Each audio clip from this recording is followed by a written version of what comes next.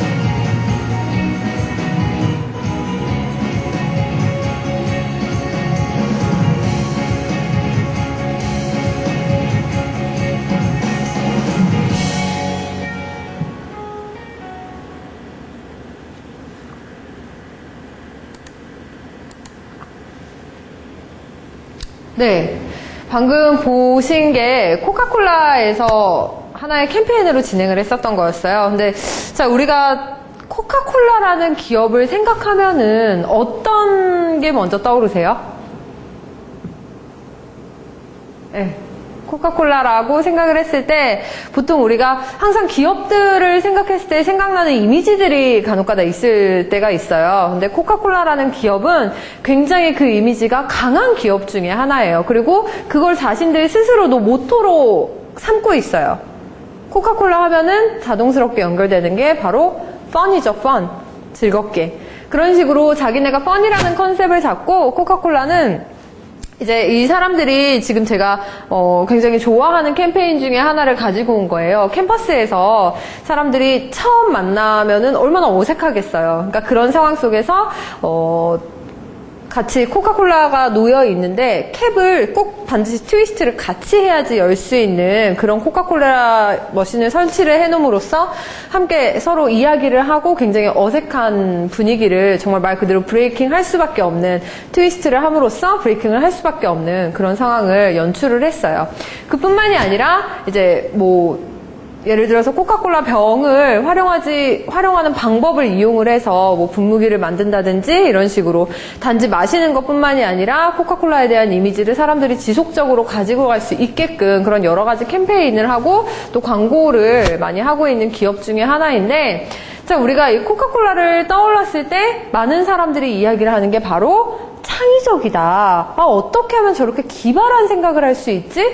저렇게 획기적인 아이디어를 왜 우리 기업은 안 될까? 왜 나는 안 될까? 근데 왜 코카콜라는 가능할까? 라고 생각을 해요.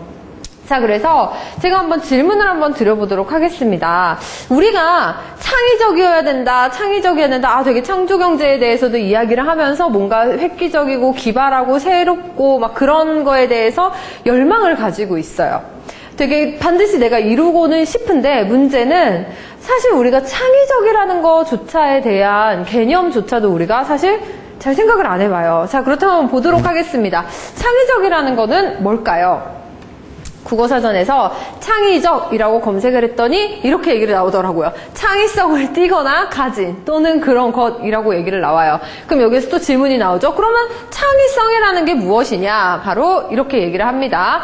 영어로는 creativity, 새로운 관계를 지각하거나 비번한 아이디어를 산출하거나 또는 전통적 사고 유형에서 벗어나 새로운 유형으로 사고하는 능력이라고 이야기를 합니다. 자, 근데 여기에서 여러분 보면은 뭔가 특이한 거를 발견을 하실 거예요.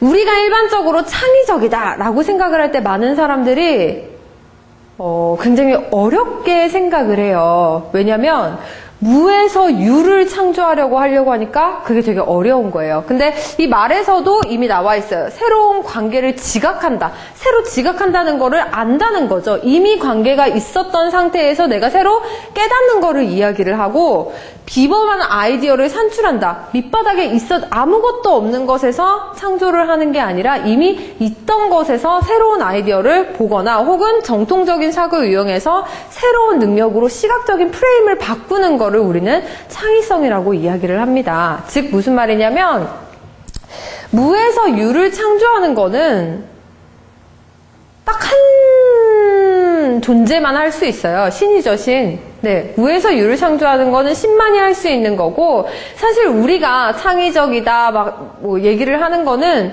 다 유에서 유를 창조하는 거예요. 대표적인 뭐 에디슨 같은 경우 빛을 발견을 한 게 절대 아니죠. 무에서 유를 창조를 한 게 아니라 유를 잘 어떻게 조합하고 이렇게 만들어내서 전구라는 새로운 유형물을 창조를 해낸 거죠. 그러니까 절대 무에서 시작을 한 게 아니라는 거예요. 근데 우리는 기본적으로 생각 자체가 아예 아무것도 없는 밑바닥에서 생각을 해야 된다. 그게 창의적이고 그게 되게 새로운 거다라고 생각을 하다 보니까 감히 엄두조차도 내지 않게 되는 거죠. 에디슨이 빛을 만든 거? 전구를 만들 때를 한번 상상을 해볼게요. 에디슨이 빛을 만든 건 아니죠. 전구를 만든 거를 우리가 한번 생각을 해볼게요. 그 전에 사람들은 필요성을 못 느꼈어요. 빛의 필요성을. 왜? 없으니까. 없어서 전혀 알지 못한 상황이었었는데 에디슨은 뭐를 발견을 했죠? 밤이 깜깜해요. 다 깜깜한데 궁금한 거예요. 아무 사람도 궁금해하지 않던 것을 에디슨은 궁금해하기 시작을 했어요. 왜 밤은 깜깜해야 되지? 라는 의문에서 시작을 하면서 여러 가지 물건들을 조업을 해보고 자신들이 가지고 있는 능력으로 뭐 이것도 갖다 붙여보고 저것도 갖다 붙여보고 하다가 결국에는 전구를 발견을 해냈었고, 그래서 우리가 직접적으로 사용을 할 수 있는 전구를 만들게 됐어요. 그리고 나서 사람들은 그때부터 빛이 생겼기 때문에 우리는 그 에디슨이 만들어놓은 빛에 우리가 적응을 해서 살아가기 시작을 하죠. 지금 생각을 했을 때에는 빛이 있는 게 되게 당연하지만 과연 그 문제를 발견을 하느냐 하지 않느냐가 창의성의 가장 밑바닥에 있는 거예요. 그래서 우리는 과연 문제를 발견을 할 수 있는 환경에 있는지 그거를 먼저 생각을 해보시고, 자, 우리가 다음 질문으로 한번 제가 넘어가 볼게요. 그렇다면 창의의 반대말은 뭘까요? 창의의 반대말은 뭐라고 생각하세요? 왜 진짜 우리 창의적이어야 된다 막 얘기를 되게 많이 해요. 근데 과연 이 창의의 반대말은 뭘까요? 자, 창의적이라는 거를 다른 표현으로 하면은 어떻게 표현을 하시겠어요? 네, 많은 사람들이 창의적인 거를 또 다른 표현으로 재밌다 라고 표현을 해요. 신기하다, 재밌다. 왜? 내가 알지 못하는 것을 새로운 시각으로 바라보는 거고 내가 알지 못하는 거를 새롭게 알게 되는 거기 때문에 재밌다 혹은 기발하다 라고 얘기를 해요. 근데 그게 이렇게 많이 올라갔어요. 그러면 뭐라고 얘기를 하죠? 미쳤다 라고 표현을 해요. 네. 근데 정말 여러분들도 아시겠지만 사실 이미 성과가 이루어낸 것들에 있어서는 우리가 미쳤다라는 표현을 하지 않아요. 획기적이고 되게 기발하다라고 얘기를 하지만 사실 그 처음은 모든 게 다 미친 거에서 시작을 해요. 과연 우리가 미칠 수 있냐 없냐라고 얘기를 하는 거죠. 그러면 우리가 한번 볼게요. 어느 상황에서 우리가 미쳤다라고 이야기를 하죠? 그렇죠. 논리적으로 이해가 가지 않을 때, 내 머릿속에서는 이렇게 지나가야 될 것 같은데 당연히 이 사람이 이렇게 했으면 이 상황에서 A라는 거를 얘기를 했으면 그 다음에 B를 얘기하고 그 다음에 C를 얘기하고 D를 얘기하는 게 맞을 것 같은데 A에서 되게 생뚱맞게 갑자기 H를 이야기를 하는 거예요. 분명히 그 다음에는 B를 이야기해야 되는데 왜 H를 이야기하는지 이해가 가지 않아. 자, 대표적으로 우리가 예를 들어서 배가 고프면 우린 뭐를 하죠? 배가 고프면 밥을 먹어요. 먹는 게 우리 머릿속으로는 그냥 논리적인 거예요. 배가 고프면 당연히 밥을 먹어야지 라고 생각을 하는데 배가 고파요. 엄청 많이 고픈데 밥을 먹지 않아요. 그렇다면 우리는 그거를 이상하다라고 표현을 해요. 그래서 자, 창의의 반대말이라는 거는 결국에는 논리적이라는 얘기를 저는 표현을 합니다. 창의적이라는 것의 반대거는 바로 논리적이라는 것. 즉 어떤 사람이 생각을 해도 이해가 가는 것. 모든 사람들이 봤을 때 들었을 때 그래 그거 타당하다라고 이야기를 할 수 있는 것을 이야기를 해요. 자, 즉 로지컬 띵킹을 이야기를 하죠. 자, 그래서 우리가 생각을 해봐야 될 게 이 로지컬 띵킹과 반대되는 크리에이티브 띵킹을 한번 이야기를 하고 싶어요.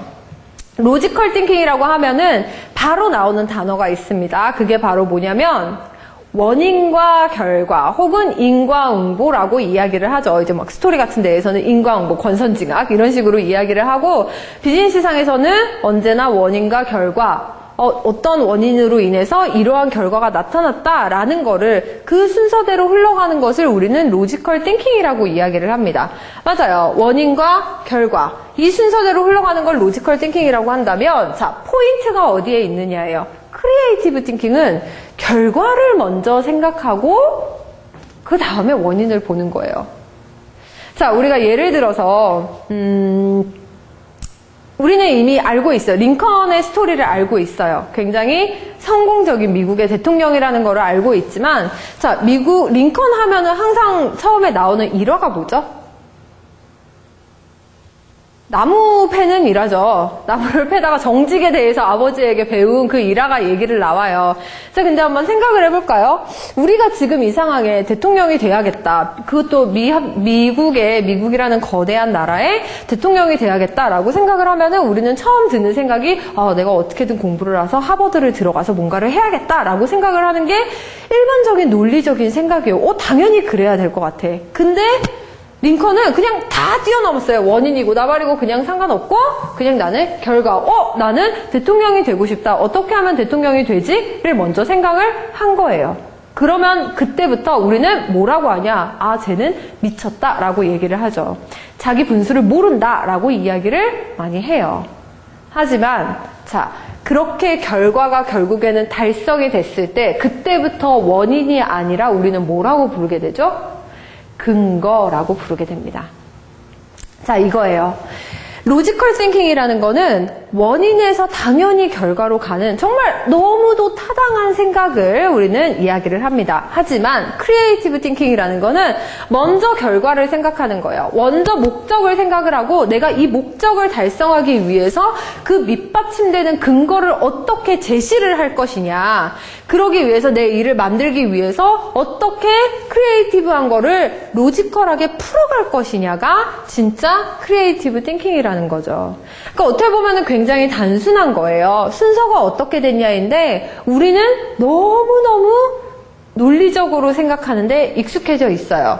자, 이 아저씨가 누구냐면 여러분들이 이제 예전에 막 고등학교 미술 수업할 때 그려야 되고 막 이런 거였을 텐데 아리스토텔레스예요. 네, 이 아리스토텔레스가 사고방식, 인간의 사고방식을 세 가지로 이야기를 했어요. 그 전에도 물론 그 전에 소크라테스랑 플라톤 시대에도 여러 가지 생각을 하고 있었지만은 그거를 인간의 사고방식을 딱 세 가지로 정리를 해준 사람은 아리스토텔레스였고 그때 당시에 이 아리스토텔레스의 사고방식 이 세 가지가 굉장히 많은 이론들을 설명해 줄 수 있고 자신의 생각들을 정리를 해줄 수 있는 그런 하나의 툴로 많이 사용이 됐었어요.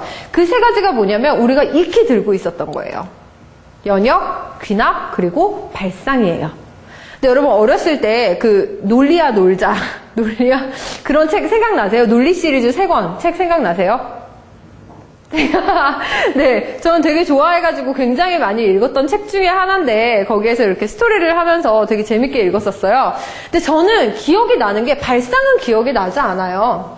연혁이랑 귀납밖에 생각이 나지 않더라고요. 그래서 봤더니 어떻게 보면 이렇게 교육상에서 시간이 지나면서 제가 강조를 받고 되게 중요하다고 생각을 했던 게 연혁이랑 귀납에만 어떻게 보면 해당되지 않았었나라는 생각이 들어요. 자, 이제 제가 뭐 재밌게 표현하는 강의를 한번 보게 됐는데 제가 그걸 얘기를 해드릴게요. 굉장히 아리스토텔레스의 사고방식 3가지를 여러 가지 방식으로 설명을 해줄 수 있겠지만 첫 번째, 연혁이라는 거는 이런 거예요. 자, 우리 좋아하시는 연예인을 요새 제일 잘 나가는 여자 연예인이 누구죠? 누굴까요? 수지. 좋아요. 예전엔 김태희였었는데 김태희는 저리 가라. 이제 수지. 이제 저도 굉장히 사실 저는 수지보다 아이유를 더 좋아하는데 어쨌든 자, 수지라고 한번 얘기를 해봅시다. 연혁적이라는 건 뭐냐면 이런 식으로 생각을 하는 거예요. 대전제를 먼저 깔아요. 모든 남자들은 수지를 좋아한다. 그리고 소전제가 있죠. 수지는 내가 아니다. 나는 수지처럼 이쁘지 않다. 그렇기 때문에 결과가 뭐예요? 아, 나는 모든 남자들은 나를 좋아하지 않는다라는 게 굉장히 연혁적으로 이야기하는 스토리예요. 진짜 논리적이에요. 아, 맞아요. 나는 수지가 아니기 때문에 남자들이 나를 좋아하지 않을 거예요. 자, 두 번째, 귀납법. 내가 남자친구를 만들어야 되는데 귀납법이라는 건 뭐냐면 이거예요. 아, 저기 한남동에 계시는 분도 수지를 좋아해. 저기 이태원에 계시는 분도 수지를 좋아하고 여기 상수동에 계시는 분도 수지를 좋아하고 저기 홍대에 있는 남자도 수지를 좋아해. 근데 나는 수지가 아니야. 그러니까 나는 남자친구를 만들 수가 없네 라는 게 바로 귀납법적인 사고예요. 그래서 우리가 보통 일반적으로 책 같은 거 보면은 마케팅 관련 서적이라든지 그런 어떤 뭐 법칙들에 대해서 설명한 책들을 보면은 귀납적으로 쓰여진 책들이 굉장히 많아요. 이론을 제시를 하고 사례들을 여러 가지 막 조사를 해서 그거에 따라서 자신들의 이야기를 해주는 그런 방식으로 풀어나가는 게 굉장히 많습니다. 이거 역시도 진짜 논리적인 방식이에요. 맞아요. A도 B도 C도 D도 수지를 좋아하기 때문에 근데 나는 수지가 아니니까 그러면 나는 안 되겠네 라는 게 귀납적인 방식. 자, 우리가 일반적으로 공부를 할 때에는 항상 연혁법이나 귀납법적으로 생각을 해요. 그리고 우리는 이때까지 그렇게 학습이 되어져 왔고 그게 논리적인 사고방식이라고 이야기를 합니다. 그런데 남은 게 하나가 있어요. 발상이라고 얘기를 해요. 이 발상이란 건 무엇이냐? A가 뭐 수지를 좋아하든지 말든지 B가 수지를 좋아하든지 말든지 내가 수지를 닮든지 말든지 어떻게 하면 내가 남자친구를 만들 수 있지? 라고 생각을 하는 게 바로 발상적인 사고방식이에요. 아예 아무것도 없는 상태에서라도 내가 생각을 하는 거를 정말 그대로 말 그대로 떠올리는 거. 이게 논리적인, 자, 연혁법 같은 경우에는 대전제와 소전제가 있어요. 자, 그리고 귀납법 같은 경우에도 수많은 소전제들로 인해서 결국에 대전제를 결론을 끄집어내는 방식을 이야기를 하죠. 발상이라는 거는 대전제도 없고 소전제도 없고 아무것도 없는 상황에서 내 생각을 이야기하는 거를 이야기를 합니다. 자, 이런 걸 우리는 창의라고 이야기를 해요. 논리적인 방법과 창의적인 방법. 과연 우리는 어떤 식으로 생각을 하고 있는지 한번 여러분들이 고민을 해보셨으면 좋겠어요. 그래서 제가 이제 여러분들한테 이 어떤 그 창의적인 조직을 위한 두뇌 활용의 기술에 대해서 이야기를 하기 위해서 어떤 거를 이제 컨텐츠를 공부를 해야 될까라고 생각을 하다가 예전에 읽었던 책이 생각이 났어요. 자, 제목이 창조적 괴짜가 세상을 움직인다라는 책이에요. 이게 스톡홀름, 그러니까 스웨덴의 한 2명의 그 젊은 이제 최근 들어서 어떤 차세대 경영학 구루라고 불려지는 2명의 남성이 쓴 책인데 창조적 괴짜가 세상을 움직인다라고 우리 한국에는 이렇게 번역이 되어서 왔지만 실제 제목이 뭐냐면 바로 이렇게 가라오케 캐피탈리즘이라는 책이에요. 그래서 여기 저자 2명이거든요. 두 분 다 제 기억으로 빡빡이었어요. 자, 이래서 이런 제목으로 우리나라에 책이 들어와 있어요. 근데 아쉽게도 지금은 절판이 되고 더 이상 책이 나오지 않는 걸로 알고 있는데, 이 책을 여러분들이 반드시 내가 창의적인 생각을 하고 싶다라고 하면은 많은 인사이트를 얻을 수 있는 책 중에 하나예요. 그래서 제가 한번 이거를 바탕으로 말씀을 드려보려고 합니다. 가라오케 캐피탈리즘이라는 게 무엇이냐? 결국에는 가라오케 자본주의라는 게 뭐냐면, 여러분 가라오케 아시죠? 네. 우리나라에선 노래방, 네.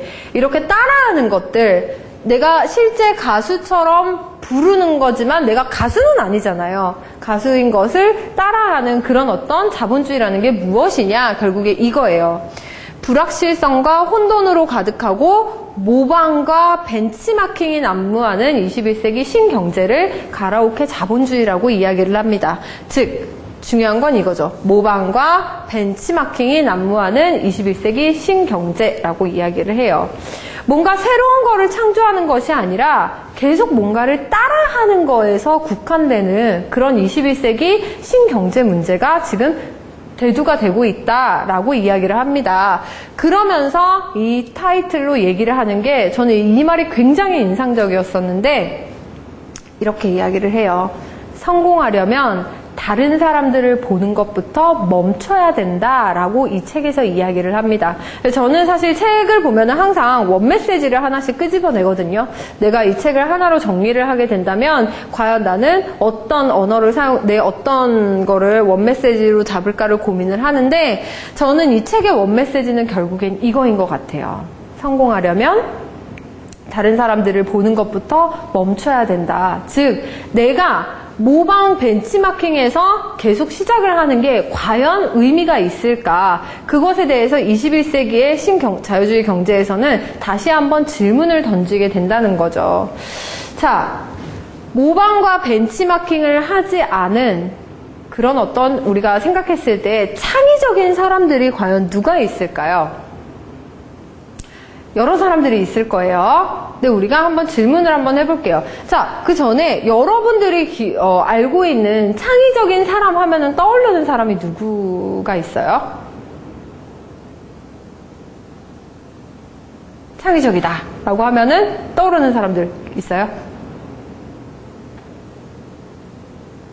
이정훈 대표님.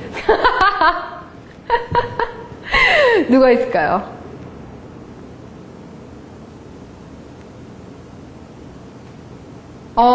그쵸. 아이폰을 만든 스티브 잡스. 스티브 잡스가 그쵸. 대표적인 창의적인 인재 중에 하나라고 이야기를 하죠. 근데 어떻게 보면은 이제 조금은 안타깝게도 우리나라에서 저는 창의적이다라고 생각을 했을 때 딱 떠오르는 사람들은 그다지 많지 않아요. 어떻게 보면은 조금 안타까운 현실인데 저는 그거는 이제 시간이 지나면은 조금씩 이제 해결이 될 거라고 생각을 해요. 왜냐면 우리나라도 경제가 이렇게 발전을 하는 하나의 비즈니스를 보면은 경제의 사이클이 있잖아요. 네. 성장을 하는 하나의 단계 중에 하나인데 미국 같은 경우에는 이미 시스템이 기반이 설정이 되었었기 때문에 굉장히 창의적인 인재, 예를 들어서 빌 게이츠 하나가 수만 명, 수천만 명을 먹여 살릴 수 있는 그런 시스템이 이미 구축이 되어 있어요. 근데 우리나라 같은 경우에는 이제 시스템을 완성화되는 그런 단계 속에 있기 때문에 아직까지는 많이 원하고 있으나 실리콘밸리에서 나올 수 있는 인재들이 조금은 우리나라에서는 활동을 할 수 없는 그런 현실 속에 있어요. 근데 그럼에도 불구하고 우리가 한번 창의적인 사람들을 한번 보도록 할게요. 제일 유명한 사람 중에 하나가 브랜슨 경이죠. 네. 버진그룹의 CEO거든요. 정말 하는 모든 행동들이 다 기이하기로 굉장히 유명한 사람 중에 하나예요. 근데 굉장히 어록들도 많이 남기고 가장 대표적으로 하는 게 이제 비행기 항공사를 운영을 하지만 그것뿐만이 아니라 여러 가지 사업들을 진행을 하면서 또 옷도 자신이 스튜어디스 복장을 직접 입어요. 비주얼 쇼크긴 한데 스튜어디스 복장을 직접 입고 자기가 항공사 그 비행기 안에서 사람들한테 서빙을 하고 그래요. 어떻게 보면은 너무 말도 안 되는 행동이라고 생각을 하지만 사람들은 어때요? 아까 창의적이면 뭐 하다 그랬죠? 재미있다 그랬어요. 그래서 사람들은 그게 너무 재밌고 즐거운 거야. 어떻게 CEO가 이렇게 나와서 하냐. 그러니까 항상 화제가 되고, 화제가 되니까 더 인기가 많아지고, 더 인기가 많아지니까 더 많은 부를 축적을 하게 되고. 그래서 저는 이 브랜슨 경이 얘기한 것 중에 하나 굉장히 인상적이었었던 게 있는데, 자기가 돈이 많아졌대요. 그래서 돈을 쓰려고 식당에 들어갔는데 사람들이 밥을 사준대요. 그러니까 나는 돈을 쓰려고 들어갔는데 돈을 쓰지 못하게 한다는 거죠. 그래서 그런 식으로 어떻게 하나의 어떤 부에 대해서 다시 한번 표현을 하게 됐는데 이 사람이 바로 이렇게 이야기를 합니다. 사업을 할 때 자신이 꼭 지키는 규칙이 없대요. 그리고 단지 열심히 일하고 뭔가를 할 때에는 항상 할 수 있다고 믿을 뿐이다. 무엇보다도 즐기려고 노력한다. 라고 리처드 브랜슨 경이 이야기를 했습니다. 경이에요. 영국 사람인데 써라는 타이틀까지 얻었어요. 근데 여기에서 보면은 되게 중요한 것들이 있어요. 이따가 뒤에서 이렇게 우리가 창의력을 향상시키기 위한 어떤 하나의 자세 같은 것도 이야기를 하려고 하는데 열심히 일하고 뭔가를 할 때에는 할 수 있다고 믿을 뿐이다 라고 이야기를 합니다. 이 마인드가 굉장히 중요하거든요. 결국에는 창의적이라는 거는 같은 거를 어떤 식으로 내가 바라보느냐에 따라서 굉장히 많이 좌우가 되는 거기 때문에 이렇게 얘기를 해요. 또 우리가 생각을 하고 있는 창의적인 사람들, 아까 얘기하셨던 것처럼 애플의 스티브 잡스, 네, 이제 고인이 된, 앞에 고자를 붙여줘야 되는데 스티브 잡스를 이야기를 하죠. 스티브 잡스는 뭐라고 얘기를 했냐면 실리콘밸리가 대표적인 그 어떤 기술의 집약체가 모여있는 곳이 실리콘밸리죠. 근데 애플에서는 스티브 잡스는 뭐를 생각을 했냐? 어린이와 여성을 움직이려면 기술보다 감성이 중요하다라고 전혀 다른 생각을 끄집어내기 시작을 한 거예요.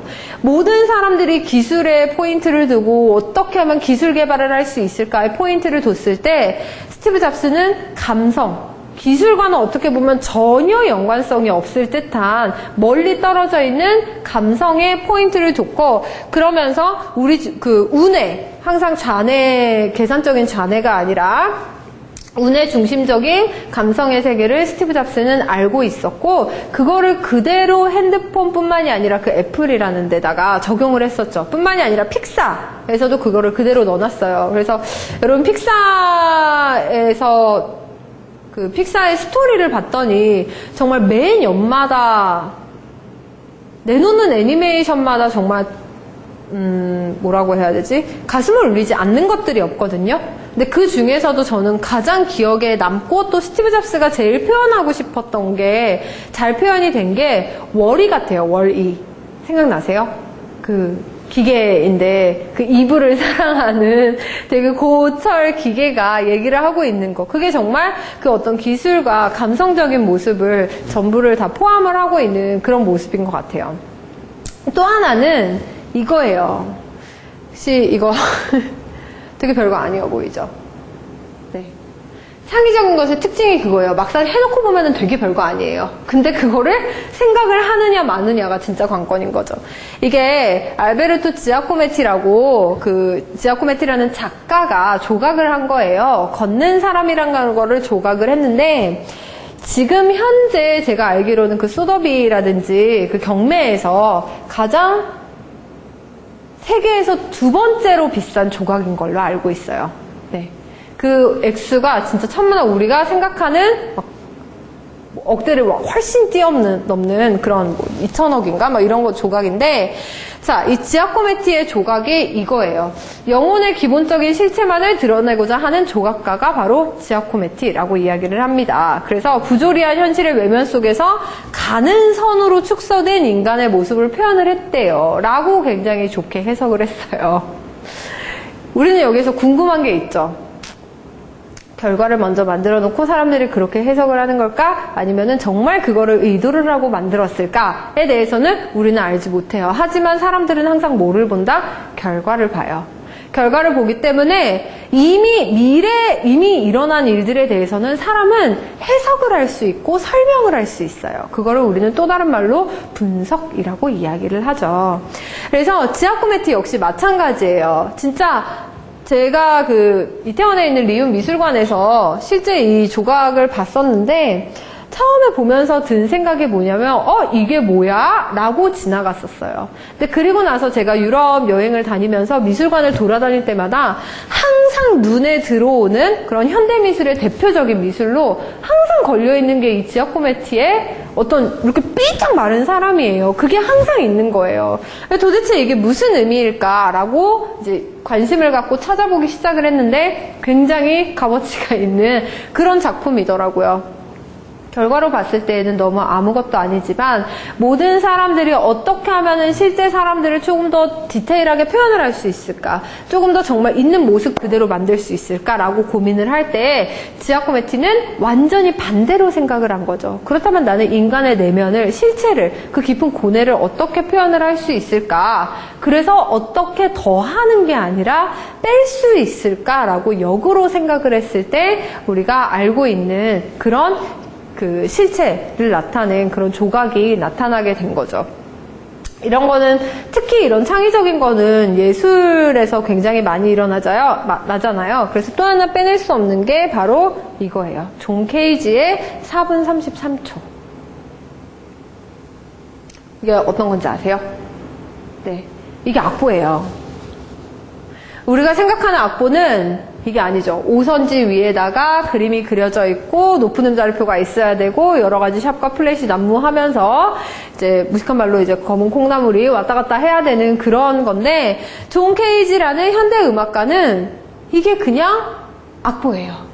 실제 어떻게 일어나냐면 존 케이지의 4분 33초가 어떻게 연주가 되냐면 무대 위에 피아노가 있어요.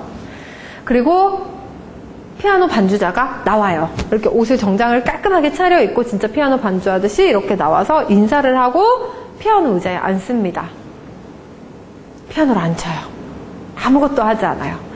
사람들이 이제 기다리고 있으면서 어떤 사람들은 이렇게 목을 가다듬기도 하고 뭔가 지루하니까 몸을 비틀기도 하고 재채기를 하기도 하고 여러 가지 뭐 하는 거야? 라는 소리를 내기도 하고 여러 가지 방식들이 나오죠. 그리고 4분 33초가 지났을 때 이 피아노 연주자는 다시 일어나서 바깥으로 나가요.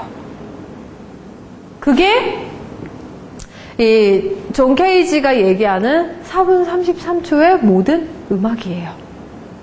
그래서 우리가 생각을 했을 때 이거 역시도 마찬가지예요. 음악이라고 얘기를 한다 함은 소리가 있어야 되고 선율이 있어야 되고 리듬이 있어야 되고 박자가 있어야 될 것 같아요. 우리의 귀에 뭔가 들려야 될 것 같고 뭔가 얘기를 우리가 같이 즐겁게 아름답게 감상을 할 수 있어야 될 것 같은데, 이 존 케이지라는 작곡가는 뭐를 생각을 했냐, 우리가 일상 속에서 소리를 내는 그 모든 것들이 음악이다 라고 생각을 한 거예요. 네. 그래서 사람들이 생각을 했을 때는 뭐 저런 생각을 할 수 있어? 라고 하지만 결과적으로 봤을 때 존 케이지는 지금 현대 음악가의 최고봉이라고, 드뷔시 이후에 현대 음악가의 최고봉이라고 손을 꼽히게 돼요. 그랬기 때문에 사람들은 뭐라고 얘기를 하죠? 존 케이지의 4분 33초의 그 음악을 현대 음악의 시작이다 라고 이야기를 하게 되는 거죠. 그래서 저는 여러분들이 여기에서 이제 이 책에서 또 창의적인 거를 생각을 할 때 이 공통점을 여러분들이 생각을 하셨으면 좋겠어요. 어떻게 보면은 너무 무모하리만큼 그런 접근을 하는 거지만 결국에는 사람들이 생각을 했을 때 박수를 칠 만한 것들. 그렇다면 다시 한번 우리가 생각을 해볼게요. 과연 논리가 먼저이냐, 즉 원인이 먼저이냐, 결과가 먼저이냐, 우리는 로지컬한 띵킹을 하는 거냐, 크리에이티브 띵킹을 하는 거냐, 그걸 한번 여러분들이 돌아보시기를 바래요. 이 사람들이 과연 로지컬 띵킹을 했으면 그게 가능할까요?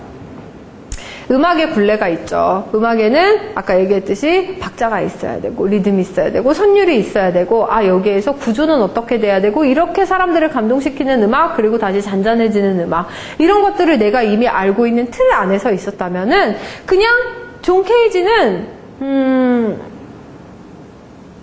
그냥 음악가였을 거예요. 그냥 작곡가. 수많은 작곡가들, 수천 명의 작곡가들 중에 하나로 아마 끝났을 가능성이 훨씬 더 높아요.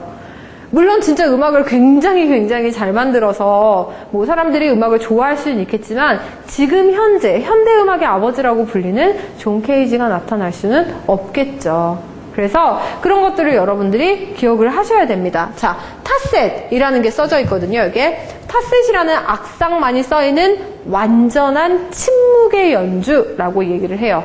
그래서 존 케이지가 얘기하는 건 침묵이라는 건 없다. 내 작품 4분 33초에는 우발적인 소리들로 꽉 차 있다라고 이야기를 하고 그 우발적인 소리들 역시 하나의 음악이 된다라고 표현을 한 게 존 케이지입니다. 자, 그래서 이 가라오케 캐피탈리즘 우리가 모방 속에서 살아남기 위해서는 어떻게 해야 되는지 이 책에서는 이렇게 얘기를 해요. 먼저 첫 번째, 정보를 맹신을 하지 말고 규칙을 바꾸려고 해야 된다. 그래서 룰을 테이크 하는 받아들이는 사람이 아니라 룰 브레이커, 룰을 깨뜨리고 더 뛰어넘어서 룰 메이커가 돼야 된다라고 이야기를 해요. 그리고 상상력을 기르고 감성적인 혁신을 이끌어내야 되며 주어진 체제에 비순응하는 자세를 갖는 것이 필요하다라고 이야기를 합니다. 자, 여기까지 들으면 우리가 의문이 생기죠. 정보를 맹신하지 않고 규칙을 바꾸려고 상상력을 기르고 감성적 혁신을 이끌어내야 하며 주어진 체제에 비순응하는 자세를 갖는 것이 필요하다. 할 수 있어요. 어디에서? 무인도에서. 할 수 있어요. 어디에서? 나 홀로 있을 때. 과연 우리가 사회에서 있을 때 이런 것들이 가능할까에 대한 질문을 우리가 던지기 시작을 해요. 그 생각부터가 우리는 창의적인 생각을 할 수 없다라는 전제에서 우리가 이제 시작을 하게 되는 거예요. 자, 우리가 창의적이기 어려운 이유는 결국에는 이거라고 저는 생각을 해요. 네, 뭐죠? 용기가 없어서예요. 내가 지금 현재 순응하고 있는 이 시스템상에서 벗어날 수 있는 용기. 조금은 사람들한테 미쳤다는 소리를 듣는다 해도 뭔가 내 목적을 위해서 달려갈 수 있는 그 용기. 과연 그 용기를 내가 가질 수 있겠냐. 하지만 여러분 알듯이 사람들은 언제나 극한의 상황에서 용기가 나와요. 극한의 상황에서 사람들이 뭔가 창의적인 생각이 나와요. 내가 지금 현재 할 수 있다라고 하는 데에서 그냥 하시면 돼요. 열심히 걸어가면 돼요. 네. 근데 지금 내가 당장 1시간 뒤에 뭔가를 당장 이루어야 되는 굉장히 높은 목표를 가지고 있다면 그럼 그때부터 우리는 뭐를 생각을 하게 되죠? 꼼수를 쓰게 되죠. 네. 그 꼼수가 점점 커졌을 때 그리고 목표가 높아지고 내 도전이 커지게 됐을 때 그때 내가 과연 그거를 해결할 수 있는 용기를 가질 수 있을 것인가. 이 용기가 있느냐 없느냐가 창의적일 수 있게도 만들고 혹은 전혀 창의적일 수 없게 나는 그냥 지금 이곳이 좋사오니 라고 해서 머무를 수밖에 없는 그러한 상황들이에요. 한번 우리가 이거 한번 볼게요.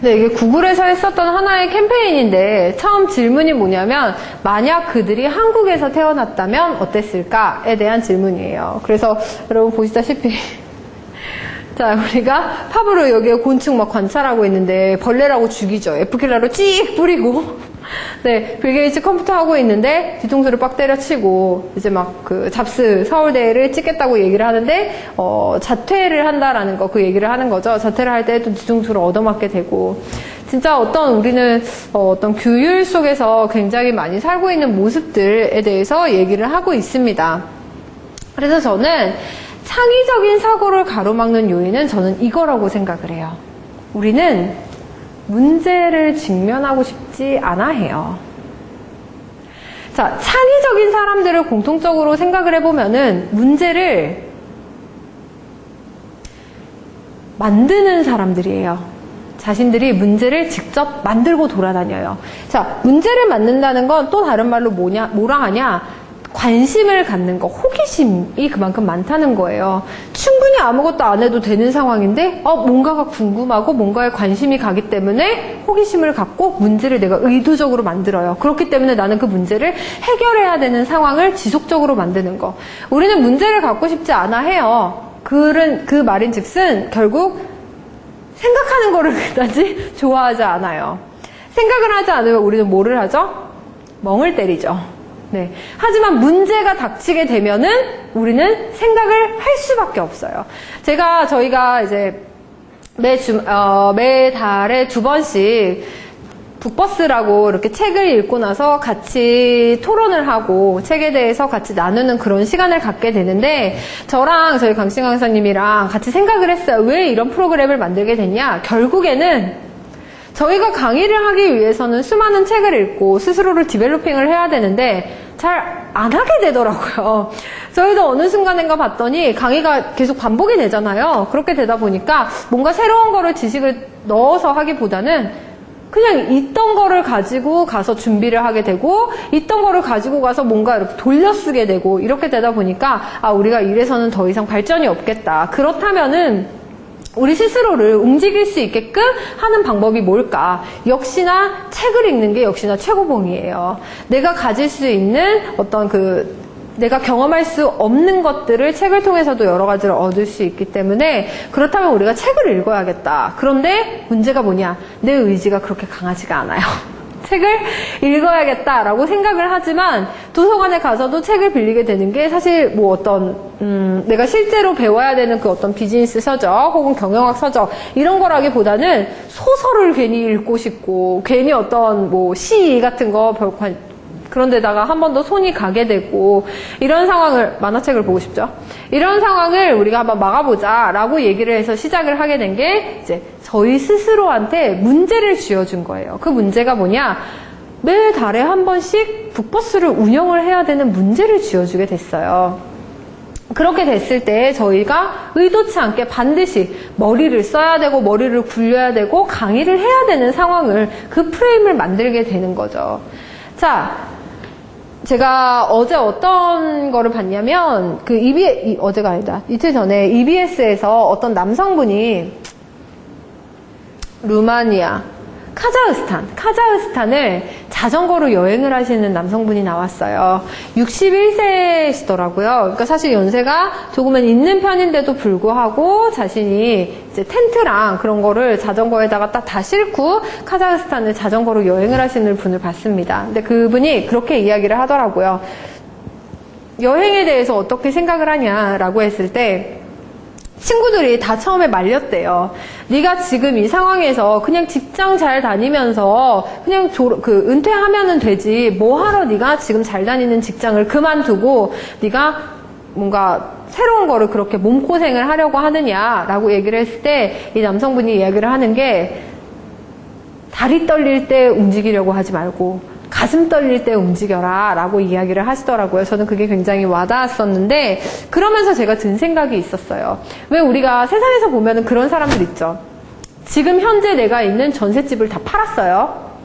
한국에 있는 집들을 그냥 싹 다 팔고 세계 여행을 하시는 부부들도 있고 청년들도 있고 여러 사람들이 있어요. 근데 그러면은 사람들이 얘기를 하죠. 근데 오히려 청년들은 나아요. 잃을 게 없기 때문에 그냥 가니까 상관은 없는데, 정말 부부인데 우리 집에 있는 전셋집이랑 그런 거를 다 팔아서 한국에 기반 하나 없이 남겨두지 않고 둘이서 여행을 해요. 세계 여행을 해요. 그래서 저는 어떤 요트를 타고 전 세계를 여행하시는 분도 봤어요. 그래서 그런 거를 보면서 사람들이 이야기를 하죠. 우와, 진짜 대단하다. 완전 멋있다. 완전 부럽다. 라고 이야기를 하지만 또 동시에 막상 나는 그렇게 하지를 못해요. 왜? 겁이 나니까. 내가 가지고 있는 것들이 여전히 많고 그거를 놓치기가 되게 힘드니까. 근데 되게 아이러니한 상황이 뭔지 아세요? 그렇게 내 모든 것을 다 없애고 나서 배수의 진을 치고 열심히 세계 여행을 해요. 그러면서 자기의 스토리를 쌓아요. 그러면 한국에 돌아왔을 때 없는 게 아니에요. 나는 분명히 없이 시작을 했는데 다시 돌아오면은 뭔가가 있어요. 그리고 그거를 내가 컨텐츠화해서 또 돈을 벌 수 있고 또 기반을 만들 수 있는 자리가 마련이 된다는 거죠. 그래서 제가 여러분들한테 얘기를 하고 싶은 건 결국에는 이런 거인 것 같아요. 우리가 창의적인 것에 대해서 생각을 할 때 과연 내가 어떤 것을 먼저 할 수 있느냐, 내가 어떤 것을 먼저 실행을 하느냐, 마음을 먹고 떠나는 게 우선인지, 중요한 거는 그냥 만약에 아까 제가 말씀드렸듯이 내가 정말 창의적이어지고 싶다. 문제를 만드세요. 그냥 싹 다 파는 거야. 다 없애고 아무것도 없는 기반에서 들어가게 되면은 이제 나는 거지라는 문제에 봉착을 했죠. 그렇다면 난 그 문제를 해결하기 위해서 나는 또 어떻게 활동을 한 것인가 내가 생각을 하시게 되겠죠. 그래서 많은 사람들이 이야기를 합니다. 우리가 이제 창의적인 사고를 막는 요인들에 대해서 이야기를 하고 있는데 특히 우리가 창의적이지 못한 이유는 네가 문제가 있어서야, 너가 생각이 사고막히기 가로막혀서야, 너가 뭔가 이렇게 고정관념에 쌓여 있어서야, 너가 용기가 없어서야 라고 이야기를 하지만 저는 사실 그보다 더 포인트를 둬야 될 게 있는 것 같아요. 제가 아까 세계여행을 하기 위해서는 뭐를 얘기를 했죠? 다 팔아라 라고 얘기를 했어요. 내 기반을 이야기를 했어요. 즉 결국에는 내가 정말 창의라는 씨앗을 틔우기 위해서는 진짜 중요한 게 바로 토양이에요. 토양. 내가 아무리 창의적이어지고 싶고 아무리 뭔가 새로운 아이디어를 내고 싶더라 해도 과연 내 아이디어를 받아주고 내가 씨앗을 성과를 낼 수 있는 그 창의적인 생각으로 하여금 성과를 낼 수 있는 토양이 만들어져 있느냐 없느냐의 차이인 거죠. 처음 태어나온 아이들은 다 창의적일 수밖에 없어요. 왜? 모르는 것이 많기 때문에 모든 생각을 하는 게 굉장히 창의적이고 기발하고 그래요. 근데 우리는 교육을 열심히 받아요. 교육을 받으면서 뭐를 잃어가죠? 창의성을 잃어가요. 대신에 뭐를 얻게 되죠? 논리성을 얻게 돼요. 데이터를 분석하고 우리가 배운 것들, 그 지식을 바탕으로 어떻게 하면은 사람들이 고개를 끄덕일 수 있게끔 이야기를 할 수 있을까? 우리는 논리적인 거에 굉장히 포인트를 두고 공부를 해요. 그렇게 되다 보니까 기업에 우리가 이제 비즈니스 문화에 대해서도 이야기를 해야 되니까 기업에 들어가서 역시도 마찬가지예요. 우리는 회사에서는 항상 이야기를 합니다. 창의적이고 도전적인 인재, 진취적인 인재를 원한다라고 이야기를 하지만 과연 그 창의적이고 도전적이고 진취적인 인재들을 받아들일 수 있을 만한 그 토양이 기업에서 만들어졌냐? 절대 아니라는 거죠. 매일 똑같은 시간 속에 같이 움직이면서 같은 시간에 출근을 하고 같은 시간에 퇴근을 하고 같은 옷을 입으면서 같은 근무를 하고 있는데 거기에서 어떤 창의력을 내가 과연 만들어낼 수 있느냐, 그 부분을 내가 한번 생각을 해보셔야 되는 게 바로 지금 현재 기업이라는 조직 문화에 우리가 가지고 있는 하나의 숙제라는 거예요. 그래서 저는 여러분들이 이제 우리가 창의적인 조직을 위한 두뇌 활용에 대해서 이야기를 하기 때문에 한번 스스로 물어봐 주셨으면 좋겠어요. 우리가 어떻게 하면 좋은 아이디어를 낼 수 있나? 라는 질문이 아니라 어떻게 하면 재미있게 놀 수 있을까? 어떻게 하면 새로운 아이디어를 낼 수 있을까? 어떻게 하면 최대한 우리 직원들이 말을 많이 할 수 있게 할까를 여러분들이 한번 생각을 해보셔야 된다고 해요.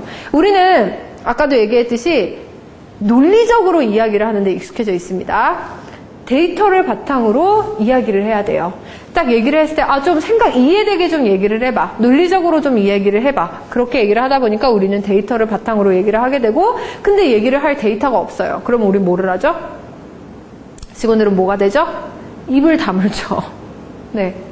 입을 열었을 때 계속 논리적으로 얘기를 하라고 얘기를 하잖아요. 그러기 위해서는 나는 원인을 찾아야 되는데 데이터를 바탕으로 이야기를 해야 되는데 그 데이터가 없어. 그러면은 나는 입을 다물게 되는 거예요. 절대 조직이 창의적일 수가 없어지는 그런 상황이 만들어진다라는 거죠. 자, 그래서 우리가 이제 실제적인 적용 가능한 두뇌 기술을 알기 위해선 우리가 결국엔 이거예요. 남들이 너 창의적이어야 돼, 창의적이어야 돼. 자, 스스로 알을 깨면은 병아리가 되지만 남이 깨주면 계란 프라이가 된다. 라고 허슬러가 이야기를 했다라고 얘기를 하죠. 그래서 저는 여러분들이 누군가에 의해서 뭔가 창의적이어야 된다라고 압박을 받는 거 역시 여러분들이 창의적일 수가 없는 환경에 들어가는 거거든요. 그렇기 때문에 그런 압박을 받기 전에 그렇다면은 내 스스로 내 사고방식을 깨뜨리고 내 아이디어를 끄집어낼 수 있는 방식은 무엇인가에 대해서 같이 이야기를 좀 해보려고 합니다. 자, 우리가 회사에서 창의적인 조직을 만든다라고 얘기하면은 반드시 빼놓을 수 없는 단어가 바로 아이디어라는 단어예요. 자, 그래서 아이디어를 많이 내놓으면 내놓을수록 그걸 기반으로 우리가 새로운 뭔가 시도를 많이 해볼 수 있게 되는데, 물론 전제는 그래서 굉장히 많은 회사에서 뭐를 하죠? 브레인스토밍을 하고 아이디어 회의를 많이를 해요. 근데 아이디어 회의를 하고 나서 그 좋은 아이디어를 실행시키지 않아요. 그러면은 조직원들은 뭐를 하게 되죠? 아, 이거 굉장히 쓸데없는 시간이구나 라고 생각을 하게 되죠. 그렇기 때문에 반드시 아이디어를 위한 준비물이 있습니다. 첫 번째가 바로 지도예요. 지도라는 건 뭐냐면, 우리가 보통 회사의 조직에서 아이디어 회의를 왜 하죠? 자, 창의력은 아까 언제 나타난다고 얘기를 했죠? 문제가 있을 때 나타난다고 이야기를 했었죠.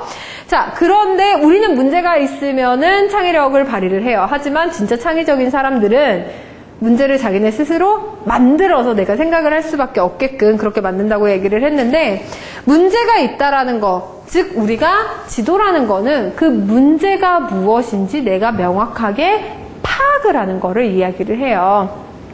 지금 현재 내가 처해 있는 상황이 어떤 상황이고 여기에서 나에게 문제가 무엇인지 그거를 먼저 파악하는 걸 얘기를 하고, 두 번째 있어야 되는 게 나침반입니다. 나침반은 목적을 이야기를 하는 거죠. 네, 이거를 킥오프 회의라고 하는데, 자, 이제 처음에 시작할 때 사람들이 입꼬리를 열 수 있도록 지금 현재 우리가 이러이러한 상황에 처해 있다라는 문제의식을 완전히 제대로 심어주는 걸 이야기를 하고, 두 번째 나침반 같은 경우에는 그렇기 때문에 지금 우리가 어떤 목적을 추구하기 위해서 지금 아이디어 회의를 하게 되는 것이고, 그리고 굉장히 중요한 게 브리핑이거든요. 과거에 있었던 이런 결과물이 이러이러하게 달성이 되었고 이러이러하게 성과화되었고 가시화되었다라는 거를 조직원들한테 끊임없이 브리핑을 해주셔야지 조직원들에게 동기부여가 되는 거예요. 백날 첫날 아이디어 회의를 하는데 이루어지는 거는 하나도 없어. 그리고 계속 바뀌기만 해. 그러면은 사람들은 굉장히 지치게 되죠.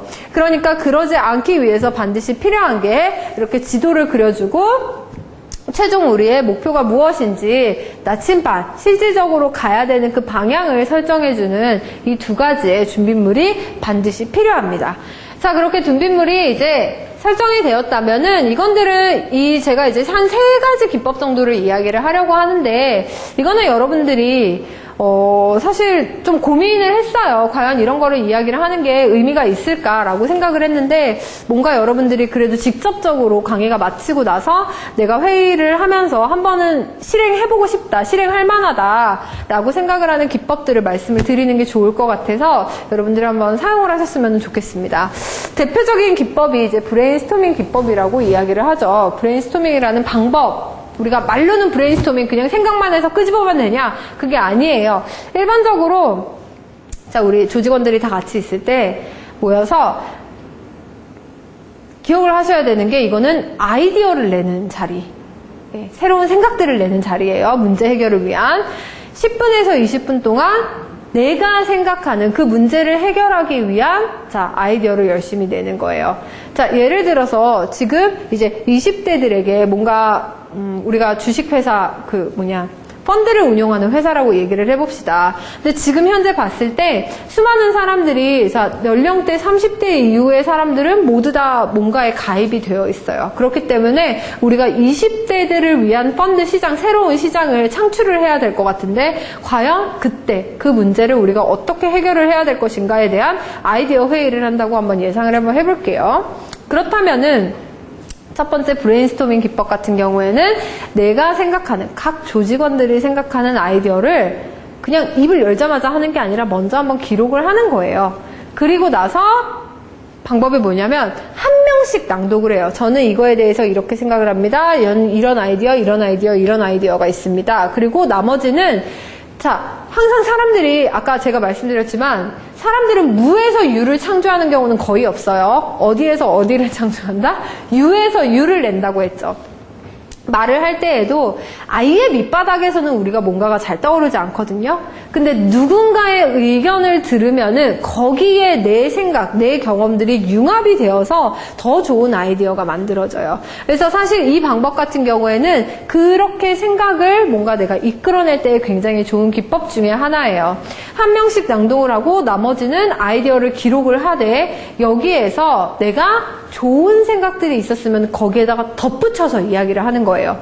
그렇다면 수많은 생각들이 많아지게 되겠죠? 그래서 그렇게 쏟아낸 상태에서 내가 아이디어를 막 다 같이 공유를 하고 쏟아낸 상태에서 이제 디테일하게 같이 돌아가면서 아까 A씨가 냈었던 이런 아이디어에 대해서 제가 이런 게 생각이 났습니다. 라고 아이디어를 열심히 쏟아놓는 그런 기법을 이야기를 하고 두 번째는 이제 테이크 5 기법인데 앞에 기법이랑 조금 비슷해요. 이거는 2분 동안 아이디어 리스트를 준비를 해요. 2분 동안 어떤 문제 해결에 대한 아이디어 리스트를 내가 준비를 한 후에 5명씩 이렇게 꼭 5명이 아니라 소그룹으로 모여서 우리가 한번 써보는 거죠. 아이디어를 전체 다 있어서 하는 게 아니라 한 몇 명이 모여서 여기에서 얘기하는 그 중요도 그리고 순서를 내가 결정을 한 후에 전체가 모여서 이 아이디어의 탑 10을 선정을 하시는 거예요. 그렇게 아이디어를 뽑아내는 법을 테이크 5 기법이라고 하고 사실 제가 제일 좋아하고 제일 현명하다라고 생각하는 기법이 바로 핑카드 기법이라는 거거든요. 근데 이건 제가 왜 좋아하냐면 특히 우리나라 기업 문화에서 아이디어 같은 새로운 생각을 내기 힘들어하는 이유가 뭐죠? 생각이 안 나서 안 날 때도 물론 굉장히 많아요. 근데 내가 이렇게 이야기를 했을 때 혹시라도 에이 라는 반응을 우리는 굉장히 두려워해요. 그렇기 때문에 이 핑카드 기법 같은 경우에는 굉장히 좋은 게 절대 내 의견을 말로 하지 않아요. 말 그대로 카드를 이용하는 거예요. 근데 어떤 식으로 이용을 하냐? 이거예요. 각 인원이 3개의 카드에다 카드를 한 사람당 이렇게 3개씩 주어지는 거예요. 그래서 예를 들어서 우리 팀원이 여기 6테이블, 6명이 있다. 그러면은 한 사람당 3개의 카드에다가 아이디어를 작성을 하니까 총 3, 6, 18, 18개의 아이디어가 만들어지겠죠. 근데 그리고 나서 어떻게 하냐? 한 방향으로 카드를 전달을 하는 거예요. 마치 우리 게임하듯이. 한 방향으로 쓰고 나서 카드를 전달을 하면서 이 어떤 하나의 문제 해결에 대한 아이디어를 계속 돌리게 됩니다. 그러면은 전체 방향으로 카드가 전달이 되는데 그때 뭐를 하면 되냐? 혹시라도 누가 썼는지는 몰라요. 누가 썼는지 모르는데 내 마음에 들지 않는 아이디어가 있다. 이 문제 해결을 얘기를 하는데 내 생각에는 이 문제 해결이 그다지 좋은 아이디어라고 생각이 들지 않고 특별히 문제에 해당되는 것 같지도 않아. 그러면은 그냥 돌리다가 내가 그 카드를 빼시면 돼요. 빼고 나면은 나중에는 뭐가 남게 되죠? 계속 돌고 있는 카드가 있을 거예요. 그 계속 돌고 있다라는 건 결국에 무슨 말이냐? 우리 6명의 팀원들이, 이 조직원들이 모두가 동의를 했다라는 반증이거든요. 그래서 모두가, 누가 의견을 냈는지는 사실 모르겠지만, 6명이 모두가 함께 공유를 할 수 있는 그런 아이디어를 만들 수 있는 그 방법이 바로 핑카드 기법이에요. 그래서 계속 돌고 있는 카드가 한두 장만 남지는 않겠죠. 최후에 한두 장을 남기기 위한 게 아니라 전체를 돌아보고 나서 이제 여러 가지 아이디어를 가지고 있는 그런 기법이니까 돌고 있는 그 카드들을 골라서 우리가 아이디어로 활용을 하는 그러한 방식을 이야기를 합니다. 그렇게 우리가 생각을 끄집어내는 건데 이때의 주의점이 있어요. 우선 첫 번째는 질을 따지면은 안 돼요. 자, 우리가 질을 따진다라는 거는 돌려 얘기하자면 논리적이게 생각을 한다는 거예요. 이거 생각했을 때 지금 이거 하면 될 것 같은데 안 될 것 같은데 라는 식으로 생각을 하는 거. 그건 절대 아니고 무조건 질보다 양이에요. 아이디어 회의에서는 창의적으로 생각을 한다라는 것 자체가 내가 최대한 다양하게 많이 생각을 해내는 거지, 뭔가 사실 우리는 그렇게 위대한 생각을 할 수 있는 사람들은 그다지 많지 않아요. 우리가 알고 있는 거는 뭐 인간이 뇌를 활용할 수 있는 범위는 2%밖에 안 된다고 얘기를 하죠. 만약에 나는 뇌를 한 7% 이용할 수 있는 그런 특별한 능력을 가지고 있다, 그러면야 모르겠지만 그게 아니기 때문에 이때는 절대 질을 따지지 않고 양으로 승부를 하시고, 자, 그렇기 때문에 반드시 기억을 해야 될 게, 그 자리는 회의가 아니라 우리가 뭔가를 결정내고 토의를 위한 자리가 아니라 아이디어를 제공하기 위한 자리라는 거를 여러분들이 반드시 인식을 하고 시작을 하셔야 돼요. 그게 아니라 여기에서, 이 자리에서 우리가 뭔가 결과물을 내야 될 것 같고, 그렇게 한다 하면은 그거는 아이디어가, 나온 아이디어를 바탕으로 그때부터 뭐를 해야 돼요? 우리가 알고 있는 기법들 있죠. 뭐 보노의 6색깔 모자 같은 것들, 그러한 방식들을 이용을 해서 뭐가 현명하고 뭐 이제 합리적인 선택, 의사결정인가에 대해서 이제 토론을 하게 되는 그런 시간을 가지면 되는 거고, 그리고 또 하나의 주의점은 이제 중요한 것은 오직 스피드. 빠른 시간 안에 최대한 많은 양의 아이디어를 내는 거. 그래서 여러분들이 아이디어 회의를 할 때 우리 아이디어 회의가 조금 더 괜찮아졌네 라는 거를 느끼는 방법은 딱 하나예요. 예를 들어서 첫 번째, 우리가 이런 아까 제가 얘기했었던 그런 핀 방식으로, 방식으로 우리가 아이디어 회의를 했어요. 근데 그때 우리가 아이디어를 내놓은 거를 봤더니 5개가 나왔어요. 근데 그 다음번에 방식으로 아이디어를 했더니 이번에는 8개로 늘어났어요. 그 다음번에 했더니 이번에는 13개가 나왔어요. 그러면 그때부터 그만큼 사람들의 아이디어가 많아지고 또 동시에 질까지 높아진다라는 거를 반증을 하는 거죠. 그래서 그런 방식으로 여러분들이 실제 질은 절대 따지지 말고 먼저 양을 먼저 생각을 해야 된다는 거, 그리고 최대한 아이디어를 많이 위한 자리고, 그리고 스피드를 내야 된다. 이 3가지 주의점을 잘 생각을 하면은 여러분들이 실제 조직에서 아이디어를 낼 때, 아이디어라는 거는 정말 창의적이게 생각을 할 때 적용 가능할 수 있는 그런 기법들이라는 걸 기억을 하시면 되겠습니다. 자, 그리고 우리가 이제, 창의력 향상을 위해서 5가지 방법들에 대해서 한번 이야기를 하려고 하는데, 첫 번째는 이거예요. 좋은 해답보다 진짜 중요한 게 있어요. 더 중요한 거. 아까 제가 문제라고 표현을 했는데, 결국에는 좋은 질문. 질문이라는 거는 프레임을 만드는 거라고 저는 생각을 하거든요. 자, 내가 질문을 함으로써 사실 알 수 있는 것들이 굉장히 많아요. 내가 예를 들어서 지금 시계를 딱 봤을 때, 시계를 보면서 어떤 생각이 드세요? 라고 얘기를 했을 때, 어떤 사람들은 시계의 디자인을 이야기를 할 수도 있고, 어떤 사람은 가격을 이야기를 할 수도 있고, 어떤 사람은 지금 현재 나와 있는 시간을 이야기를 할 수도 있고, 여러 가지 다른 결과물을 내요. 근데 그 말인즉슨 결국에 내 질문을 통해서 내 관심도가 무엇인지, 내가 관심 있는 것이 무엇인지 얘기를 하는 거거든요. 제가 최근에 받았던 질문이 뭐였냐면은 이런 거였어요. 네가 생각하는 좋은 강사란 어떤 거냐, 좋은 선생님이란 건 어떤 거냐라는 질문을 받았어요. 그래서 제가 얘기를 내놓은 거는, 저는 제가 항상 얘기하는 타이틀이 있는데, 한여름의 얼음냉수라는 표현을 해요. 그러니까 누가 나한테 오든지 간에 뭔가 속 시원하게 해줄 수 있는 그런 강사가 되고 싶다라고 저는 늘 생각을 하고, 그거 역시 저의 하나의 타이틀이거든요. 그래서 그게 반드시 내가 정답을 제공해서가 아니라, 진짜 나는 누군가 마치 카운셀러처럼 내 이야기를 많이 들어주는 게 지금 속이 시원할 것 같아. 그러면은 저 역시 그거를 파악을 하고 잘 들어주고, 나는 들어주는 것뿐만이 아니라 이 일에 대한 해결책을 내주는 사람이었으면 좋겠어 라고 하면 그거 잘 파악해서 또 해결책을 내줄 수 있는, 그렇게 때의 적재적소에 맞춰서 이제 시원하게 해줄 수 있는 그런 강사가 됐으면 좋겠다라고 얘기를 하는데, 그 질문에 역이 있죠. 굉장히 좋은 질문이었어요. 근데 그 역은 뭐냐? 그 질문을 함으로써 뭐를 파악을 할 수 있죠? 반대로 내가 어떤 강사를 좋아하느냐가 드러나는 거예요. 또 내가 원하는 그런 강사가 되지 않았을 때 다른 강사들을 정죄하거나 판단한다는 거를 내가 역으로 알 수 있는 거거든요. 이런 식으로 사실 좋은 해답보다 더 중요한 거는 굉장히 좋은 질문이에요. 우리는 언제나 답이 없는 인생을 솔직히 살고 있어요. 모든 사람들의 인생 속에는 답이 없어요. 근데 사람들은 열심히 답을 찾으려고 해요. 네. 그래서 어떤 사람들은 종교에서 그 답을 찾기도 하고, 어떤 사람들은 내 스스로에서 찾기도 하고, 뭐 관계 속에서 찾기도 하고, 여러 가지 속에서 찾지만, 언제나 우리가 기억을 해야 될 것은 정말 우리가 창의력을 위해서, 창의적인 사람이 되기 위해서 그 창의력 향상을 위한 거는 우리가 좋은 해답을 찾는 것보다 좋은 질문을 찾는 것이 훨씬 중요하다는 걸 기억을 해야 됩니다.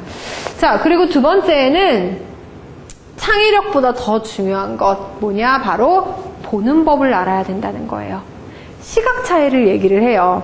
우리는 하나의 사건은 우리가 인생 살 때 절대 2차원적으로 일어나지 않아요. 우리는 살고 있는 것도 사실 몇 차원에 살고 있죠? 3차원의 공간에 살고 있어요. 혹시 인터스텔라 영화 보셨어요? 보셨어요? 거기에서 보면은 이제 블랙홀에 들어가면은 2번이나 보셨어요? 네. 블랙홀에 들어가면은 몇 차원의 공간이 나오죠? 5차원 아닌가? 그때, 예. 블랙홀이라는 공간에 있으면은 이제 그게 실질적으로 어떤 시각이랑 공간 자체가 완전히 뒤틀려서 우리가 생각하지도 못하는 그런 형상들이 나타난다고 이야기를 하죠. 근데 거기에서 보면은 보는 것도 달라지게 되고, 그리고 손가락 이렇게 넣어보면은 막 움직이는 거 보이잖아요. 보는 것도 달라지게 되고, 모든 것들이 다 달라져요. 근데 제가 여러분들한테 이야기를 하고 싶은 거는, 우리가 어떤 문제를 어떤 시각으로 보느냐. 아까 얘기를 했었는데, 브란슨 같은 경 같은 경우에는 뭐라고 얘기를 했었죠? 항상 긍정적으로 될 것이라고 바라봐야 된다라고 이야기를 했어요. 시도를 하는 거는 똑같을지도 몰라요. 사람들은 사업을 할 때도 마찬가지고 뭔가 새로운 거를 할 때도 마찬가지예요. 시작을 할 때 모든 사람들이 뭐를 갖고 시작을 하죠? 불확실성을 가지고 시작을 해요. 될지 안 될지 모르는 상황에서 그냥 시작을 하는 거예요. 하지만 우리는 뭐를 생각을 하냐? 될 거라는 가능성이 큰 부분을 우리는 시작을 하게 되죠. 그렇다면은 사실 그게 될 거라는 가능성이 크다고 해서 될까요? 안 될 수도 있어요. 모르는 거예요. 알은 까봐야지 아는 거지 그 안에 뭐가 들어있는지는 우리는 전혀 알지 못해요. 하지만 중요한 거는 내가 뭔가를 새로 도전을 하고 실험을 할 때 이거를 실패의 모습으로 실패할 것이다 라고 받아보면은 우리는 그때부터 뭐를 하냐? 회피를 하고 방어를 합니다. 아, 내가 이거를 하지 말아야겠구나. 이렇게 하면 안 되겠지 라고 회피를 하고 방어를 하게 돼요. 하지만 내가 이 새로운 시도를 했을 때 되든지 안 되든지 간에 될 거야. 성공을 할 거야. 여기에서 성공이라는 거는 저는 성공이라는 표현보다는 지속성을 이야기를 하고 싶어요. 또 할 수 있다는 가능성. 또 할 수 있다는 가능성을 우리가 보게 된다면은 계속 우리는 무한히 도전을 하는 거예요. 남들이 봤을 때에는 그게 조금 쓸데없다고 생각하고 미쳤다라고 얘기를 하고 조금 더 이상하다라고 생각할지 모르겠지만 나는 그래도 도전을 하는 거예요. 그럴 때에 정말 창의적으로 우리가 생각을 할 수 있게 된다는 거죠. 수많은 사람들의 시각을 열심히 생각하고 나서는 절대 우리는 뭔가를 할 수 없어요. 제가 되게 좋아하는 말이 있는데 우리는 모든 사람들을 만족시킬 수는 없어요, 절대. 하지만 동시에 모든 사람들을 실망시킬 수도 없어요. 이 지구상에 우리가 뭔가를 새로이 도전을 했을 때 이 지구상의 그 어떤 누군가는 나의 모습을 보고 실망을 할 수도 있겠지만 그 어떤 누군가는 굉장히 열광할 수도 있다라는 거를 여러분들이 기억을 하시고, 자, 결국에는 모든 것이 보는 것의 차이예요. 어떤 똑같은 문제를 보더라 해도 나는 내가 사원의 입장에서 그 문제를 볼 때, 대리의 입장에서 문제를 볼 때, 과장의 입장에서 문제를 볼 때, 사장의 입장에서 문제를 볼 때 다르겠죠. 그 시각을 내가 다양하게 하면 할수록 창의적인 생각이 나타난다라는 거를 여러분들이 기억을 하시고, 또 같은 문제라 해도 최대한 이렇게 긍정적으로 볼 수 있는 시각을 가지셔야 된다라는 걸 기억을 하시고요. 세 번째, 논리력보다 뭐를 키워야 되냐? 감각을 키우셔야 돼요. 저는 아직 또 기억이 나는 게 있어요. 제가 왜 뭐냐면 제가 처음에 캐나다로 어학연수를 갔을 때 사실 많은 친구들이 한국에서 열심히 공부를 하고 가잖아요. 근데 저는 정말 영어를 모르는 상태에서 갔었어요. 그렇게 가다 보니까 말이 우선 통하지 않죠. 뭐라고 얘기를 하는지 모르게 되다 보니까 정말 키워지는 게 있어요. 뭐가 늘어나죠? 촉이 살아요. 촉. 그래서 막 감으로 아는 거예요. 아, 지금 선생님이 뭐라고 얘기하는지 나도 모르겠는데 감으로 온 몸에 감이 촉이 살아있는 그런 상태들을 많이 경험을 했었어요. 근데 시간이 지나면서 뭐가 쌓이기 시작을 했냐? 지식이 쌓이기 시작을 하는 거예요. 영어 단어가 귀에 들어오기 시작을 하고 사람들이 무슨 얘기를 하는지 알겠고 그럼으로써 나는 읽을 수 있는 능력을 갖게 되고 볼 수 있는 능력을 갖게 됐어요. 그렇게 되다 보니까 그때부터 뭐가 생기냐? 촉은 사라지고 그때부터 논리적으로 생각하는 이해력을 갖게 되더라고요. 그래서 저는 여러분들한테 이야기를 하고 싶은 건 우리가 지금 이야기하는 포인트를 반드시 기억을 하셔야 돼요. 우리는 창의력 향상을 위한 방법을 이야기를 하고 있어요. 저는 여러분들한테 논리력이 필요 없다라고 얘기하는 건 절대 아니에요. 논리력은 반드시 필요합니다. 특히 창의성을 뒷받침하기 위해서 우리가 반드시 설명을 할 수 있기 위해서는 논리력이 있어야 돼요. 근데 여러분 그거 아시죠? 수많은 기업가들, 수많은 사업가들, 실제 창업하는 사람들은 논리력으로 승부하지 않아요. 뭐로 승부하냐? 직관으로 승부를 해요. 왜? 아무것도 없는 상태에서 시작을 해야 되기 때문에 오로지 믿을 수 있는 건 내 감각밖에 없는 거예요. 그리고 내 감각을 내가 생각했을 때 이렇게 맞다라고 생각하는 걸 논리적으로 뒷받침해 줄 수 있는 사람들을 찾죠. 그래서 그 사람들은 열심히 논리를 만들기 시작하는 거예요. 그래서 잘하는 거 있죠. 창업주가 회사를 하나 성공시켜 놓으면은 이제 전문 경영인을 세워놓고서 그 사람은 뭐 하죠? 또 다른 새로운 일을 찾아서 가게 되죠. 열심히 새로운 일을 찾아서 가고 또 거기에서 나는 즐거워서 하니까 또 거기에서 성공을 하면 또 거기에 전문 경영인을 세워놓고 나는 또 다른 일을 하게 되는 거예요. 그렇게 어떤 긍정적인 선순환에 들어가게 되는 거죠. 그래서 저는 여러분들이 아까 우리가 이야기하셨던 것, 여러분들이 논리력보다는 감각을 키우시기를 바라요. 창의력을 키우기 위해서는 내가 뭔가 데이터를 보고 나서 판단을 하고 그런 것보다 더 중요한 게 과연 직관력을 여러분들이 키울 수 있느냐. 이거에 대해서 그 말콤 글래드웰이 블링크라는 책으로 하나 표현을 했었죠. 네, 그만큼 직관력이 중요하다는 거. 자, 그리고 좌우뇌를 통합하고 순서를 정해야 된다. 아까 얘기했듯이 좌뇌에서는 우리가 원인에 대해서 열심히 생각을 해요. 우뇌에서는 결과를 열심히 생각을 해요. 과연 우리가 좌뇌와 우뇌를 모두 결정을 하기는 해야 되는데 나는 원인을 먼저 생각하는 좌뇌를 먼저 쓸 것이냐, 결과를 먼저 생각하는 우뇌를 먼저 쓸 것이냐에 대한 순서를 결정을 해야 된다라는 걸 기억을 하셨으면 좋겠어요. 뭐를 먼저 써야 된다? 창의력을 위해서는 그렇죠. 우뇌를 먼저 사용을 하는 연습을 우리가 해야 된다라면 그거를 기억하시고요. 자, 마지막으로는 2개 이상의 해석이 필요하다라는 거예요. 무슨 말이냐? 자, 여러분 이게 대표적인 창의력의 어떤 대표적인 아이템이에요. 창의력을 성과로 연결해서 만들어낸 대표적인 아이템. 스와치 시계예요. 모든 사람들이 시계는 시계다. 시계는 시간을 보기 위한 하나의 도구이다 라고 얘기를 했을 때 스와치에서 뭐라고 얘기를 했죠? 시계는 패션이다 라고 이야기를 했어요. 시계에 대한 또 다른 시각을 제시를 한 거예요. 자, 우리가 커피는 당연히 커피예요. 커피다 라고 생각을 했을 때 어떤 사람은 그거를 다르게 생각을 했어요. 커피는 문화다 라고 생각을 한 사람이 뭐를 만들었죠? 스타벅스를 만들었어요. 이런 거예요. 자, 새로운 내가 생각을 했을 때 지금 이 순서에서 뿐만이 아니라, 자, 우리 또 대표적인 거 있죠. 침대는 가구가 아닙니다. 침대는 과학입니다 라고 얘기를 하는 것처럼 우리가 생각하는 그 아이템을 어떤 상황이든지 간에 1차원적으로 보는 것뿐만이 아니라 그거에서 한 발자국 더 나가서 해석을 했을 때 그때의 사람들이 창의적이라고 이야기를 하죠. 그게 멀어지면 멀어질수록 더 창의적이어지는 거예요. 멀어지면 멀어질수록 더 미친 소리가 되는 거예요. 하지만 그게 성과로 드러났을 때 굉장히 창의적이다라고 이야기를 해요. 그래서 여러분들이 어떤 거를 하든지 간에 내가 하나의 아이템을 보더라 해도 그거를 단지 1차원적으로 생각하는 게 아니라 한 번 더 생각하고 두 번 더 생각하는 연습, 그게 여러분들이 창의력 향상을 위한 방법이라는 걸 기억을 하셨으면 좋겠고요. 최종적으로 제가 여러분들께 말씀을 드리고 싶은 건 결국에는 이 문제인 것 같아요. 창의력이라는 거는 창의적이다, 뭐 창의력 뭐 이런 얘기는 결국에는 내가 가능성을 따지느냐 효율성을 따지느냐의 문제라고 저는 생각을 해요.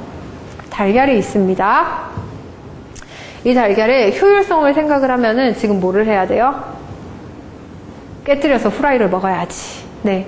지금 이게 효율적인 거예요. 근데 내가 이 가능성을 따지게 되면 뭐를 하게 되죠? 에디슨처럼 닭을 품게 될 거예요. 근데 가능성에는 반드시 따라오는 게 있어요. 불확실성이에요.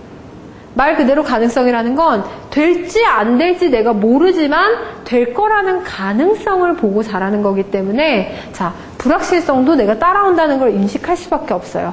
근데 그럼에도 불구하고 해야 되는 게 할 수 있는 게 바로 용기라는 거죠. 저는 마지막으로 여러분들께 물어보고 싶은 게 과연 그거예요. 나는 효율성을 따라서 모든 사람들과 같이 논리적으로 살 것이냐, 아니면 나는 가능성을 쫓아서 조금은 다른 창의적인 인재가 될 것이냐, 그거는 여러분들에게 달려있다고 생각을 합니다. 결코 뭔가가 정답은 아니에요. 그 상황에 따라서 여러분들이 가능성과 효율성을 모두 다 생각할 수 있는 그런 시간이 되셨으면 좋겠습니다. 자, 수고하셨고요. 다음 시간에는 12월 12일 금요일이거든요. 저희 강시정 강사님께서 정부 및 공기관 실무 담당자들을 위한 공문서 바르게 쓰기예요. 근데 꼭 정부 및 공기관 실무 담당자들 뿐만이 아니라 여러분들이 이제 정부랑 공기관이랑 일하시는 분들까지 다 같이 오셔서 성과 창출을 위한 공문서 바르게 쓰는 방법 같이 배워보시는 시간 갖도록 하겠습니다. 수고하셨습니다.